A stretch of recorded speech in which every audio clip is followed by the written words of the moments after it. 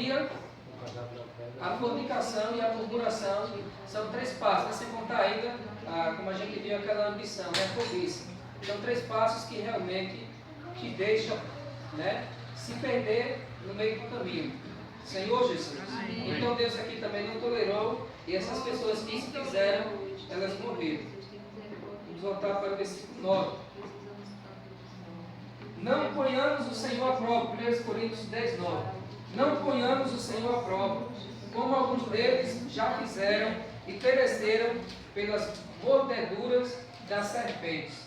Senhor Jesus. Amém. Nesse relato aqui, irmãos, está em Números 21, 4 a 6. Eles falaram mal contra Moisés e falaram mal contra o Senhor, né? Como sempre, para que eles fizessem subir a terra do Egito, para que nós morramos aqui, nós pereçamos, né? Começaram a falar mal de Moisés e a falar mal do Senhor, murmurando contra Deus, contra o Senhor. Então Deus, sua ação, enviou serpentes ali, né? Serpentes abrasadoras para que picassem aquelas pessoas que estavam falando mal, que estavam murmurando contra Moisés e contra o Senhor, né?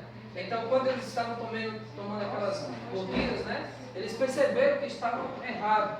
Então, eles clamaram a Moisés, Moisés orou ao Senhor, né? E Deus ali, né, pediu para que fizesse agora outro bezerro, né, de bronze, e todas as pessoas que olhassem para aquele bezerro, mirassem, né, olhassem, fosse curado, automaticamente ele seria curado das picadas da serpente. Trazendo para hoje essa serpente de bronze, representa o próprio Cristo, né? João 3,14, do mesmo modo que Moisés levantou a serpente no deserto, importa que Cristo seja levantado. Então a serpente de bronze, ela tinha o formato da serpente, mas não tinha o veneno. Cristo veio em forma de carne, mas não tinha o pecado. Então ele é o único digno de nos livrar e nos salvar do pecado. Verdade. Então nesse fato aí a gente percebe a murmuração. Mas outro fato que traz ainda a murmuração, versículo 10. Não murmureis, como alguns deles murmuraram e foram destruídos pelo exterminador. Senhor Jesus. Então a idolatria é aquilo que substitui o próprio Deus, né? E as ações de Deus. Eles fornicaram, tomaram outras mulheres, né? Se prostituíram, morreram. E murmuraram, morreram também. Então todas essas ações, essas razões, fez com que o povo de Israel não completasse a sua carreira. Então, como foi falado no início, privilégios espirituais, Deus fez aquilo, milagre, abriu o mar vermelho, maná que descia do céu, o povo comia, uma nuvem, né? Para que ele não se queimasse. Deus não se deixou desgastar a sandália durante 40 anos, né? Os que ficaram 40 anos de fato, porque muitos morreram antes disso, né? As vestes não se rasgaram. Deus fez grandes coisas, mas isso não foi o indício de eles completarem a carreira. Muitos realmente não conseguiram atingir. Então, irmãos, nós precisamos ter cuidado, né? Eu preciso ter cuidado, né? Olha você que está em pé para que não caia. Muitos ali estavam em pé, mas de repente caíram. Então que o Senhor nos guarde disso, né? O Senhor nos guarde da murmuração, da idolatria e da imoralidade, né? Senhor Jesus. Porque são coisas graves aos olhos do Senhor, né? Vou concluir com o versículo 11, 1 Coríntios 10, 11, 12. Pode ler, você está com muita vontade? Pode ler. 1 Coríntios 10, versículo 11 a 12. Estas coisas lhe sobrevieram como exemplos e foram escritas para advertência nossa, de nós outros, sobre quem os fins dos séculos têm chegado. Aquele, pois, que pensa estar em pé, veja que não caia. Então, estas coisas que nós vimos aí agora, né? Elas sobrevieram como exemplo e foram escritas para a nossa advertência, né? Senhor Jesus. Então, qualquer ação que eu for fazer, eu preciso me lembrar desses exemplos, né? E o Espírito Santo, de fato, ele precisa nos constranger. Né? Não tente lutar por si mesmo contra aquilo que você ainda não consegue, né?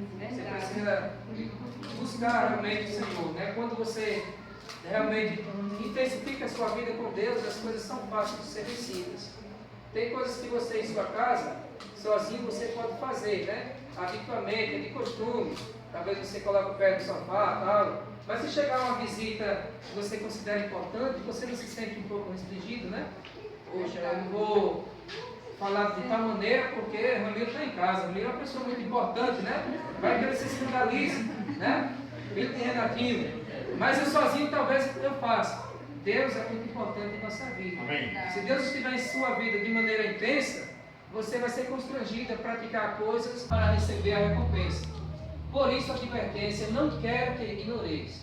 Esses 3 itens são muito sérios e não podem ser ignorados por nós.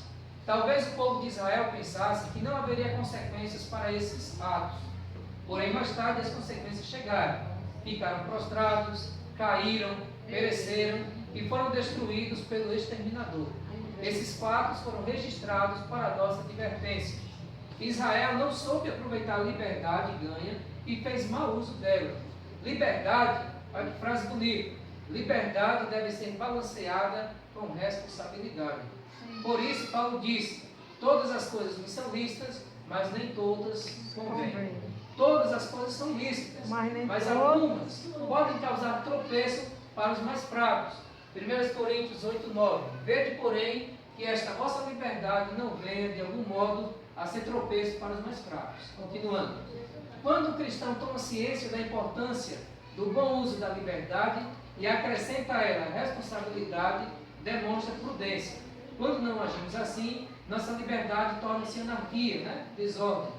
Façamos bom uso da liberdade que temos em Cristo. Não confundamos as coisas, pensando que por ser livres em Cristo, podemos fazer ou falar qualquer coisa. Gálatas 5:13.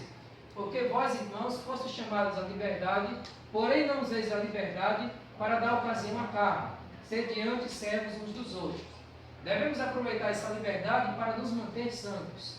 Tomemos o exemplo do povo de Israel, que pagou um alto preço por tal negligência.